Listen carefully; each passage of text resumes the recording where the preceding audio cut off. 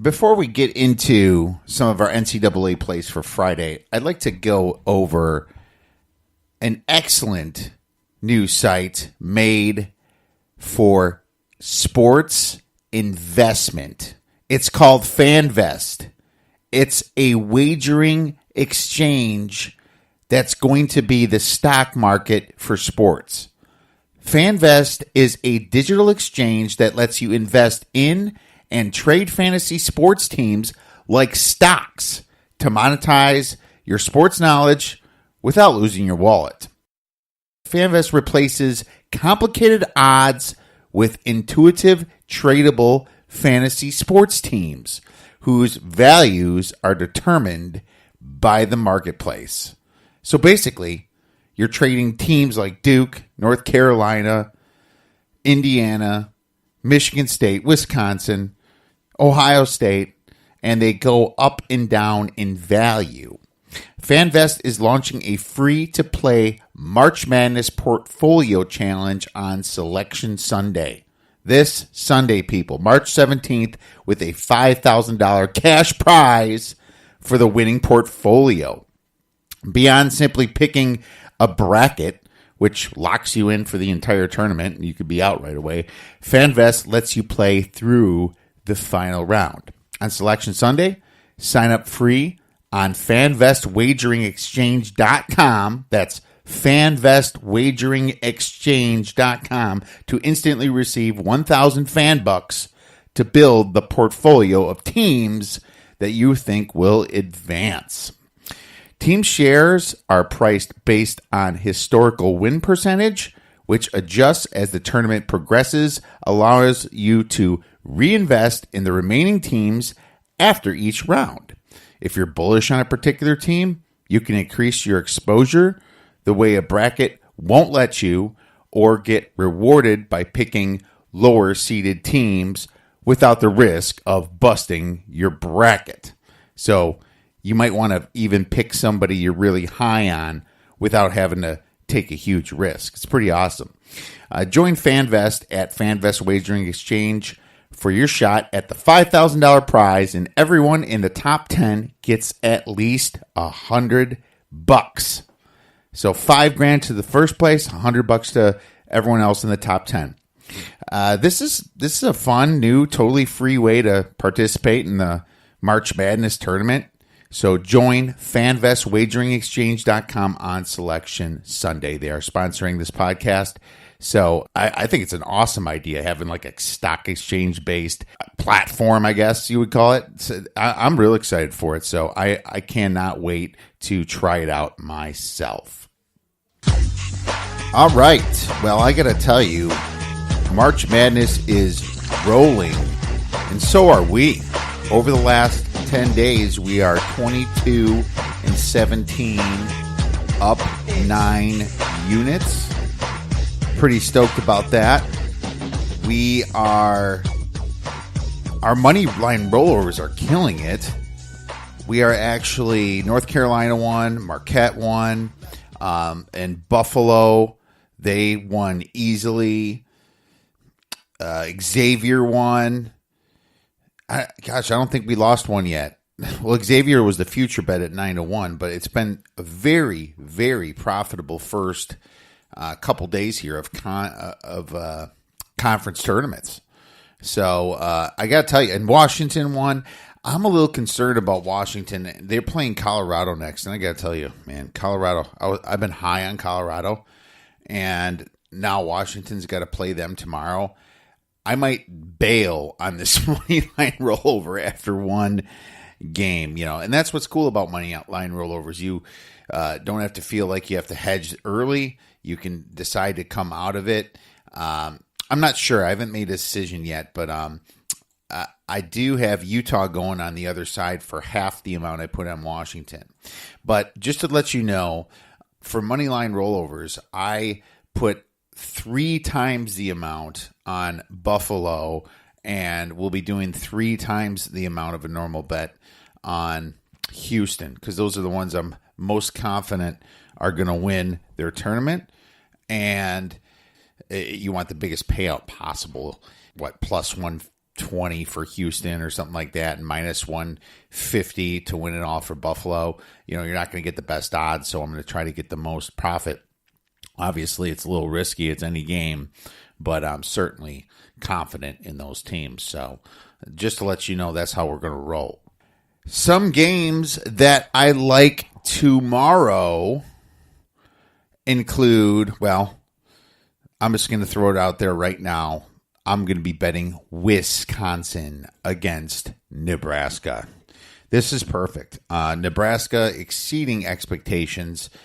But at the same time, from what I'm seeing it's the other teams that are screwing up against Nebraska. Iowa was destroying them 3 games ago. They let up at the end on senior night.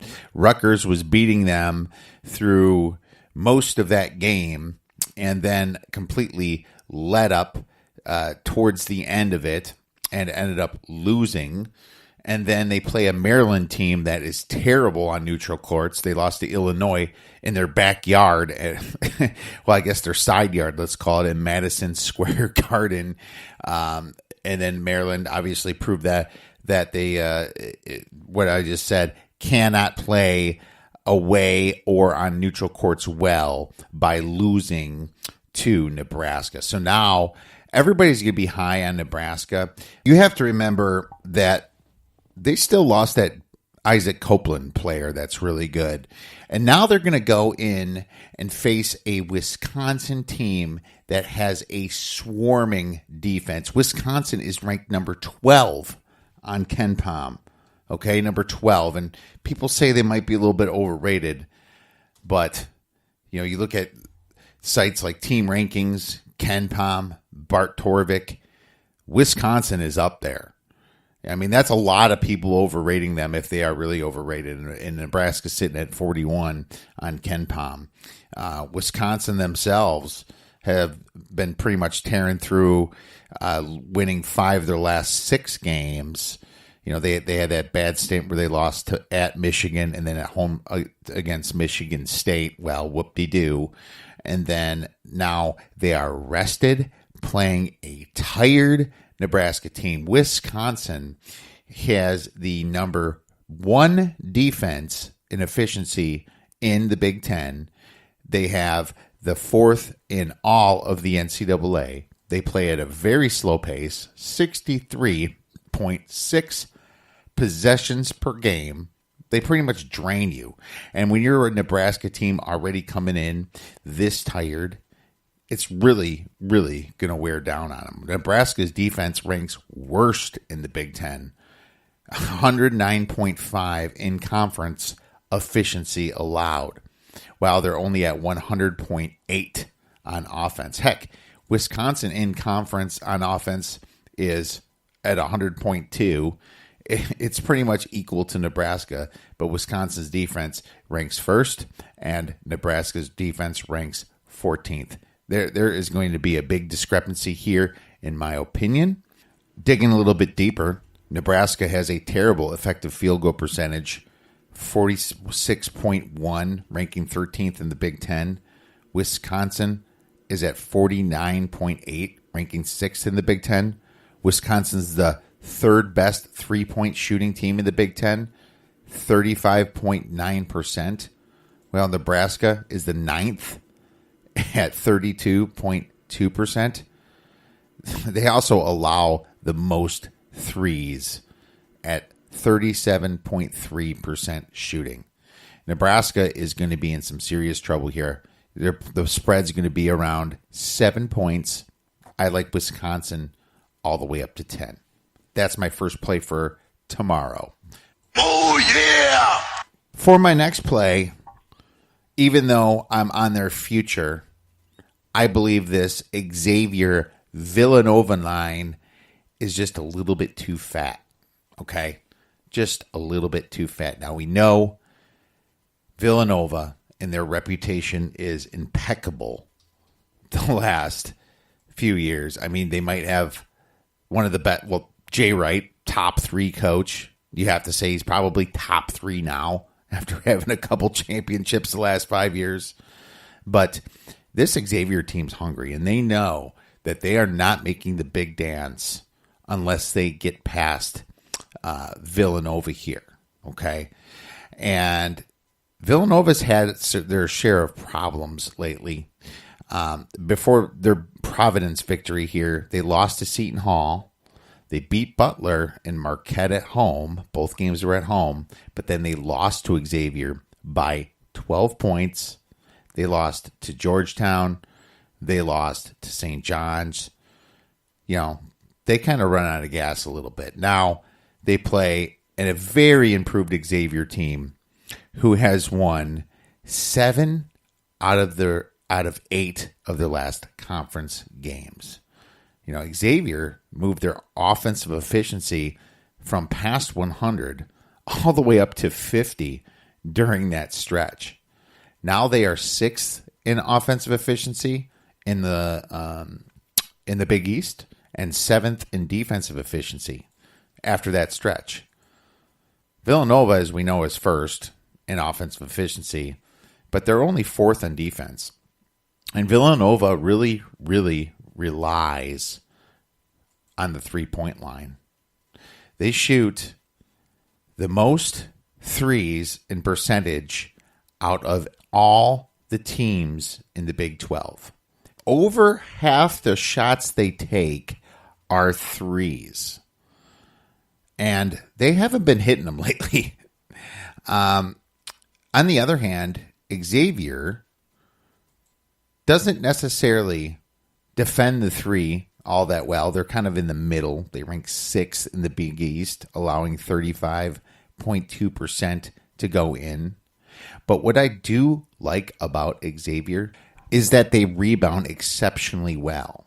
Xavier is 2nd in offensive rebounds and defensive rebounds. They also don't foul a lot. They are number 1 in the Big East for fouling.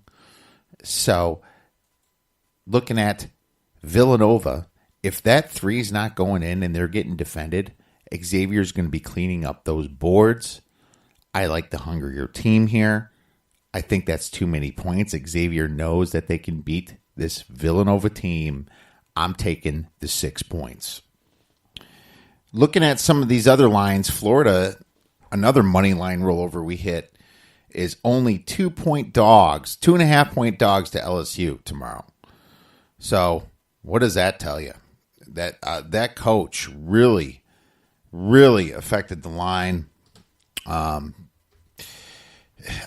still think you're probably even going to see some money on Florida here. LSU should, with their coach, be, at least 4.5 point favorites. But Javonte Smart, I believe, is not in. And, without their coach, Will Wade, this is going to be an ugly game. So I am going to be continuing with that money line rollover. And once they get past them, you're probably looking at an Auburn team here that just beat Missouri. That's going to be some very good competition if they can get past South Carolina.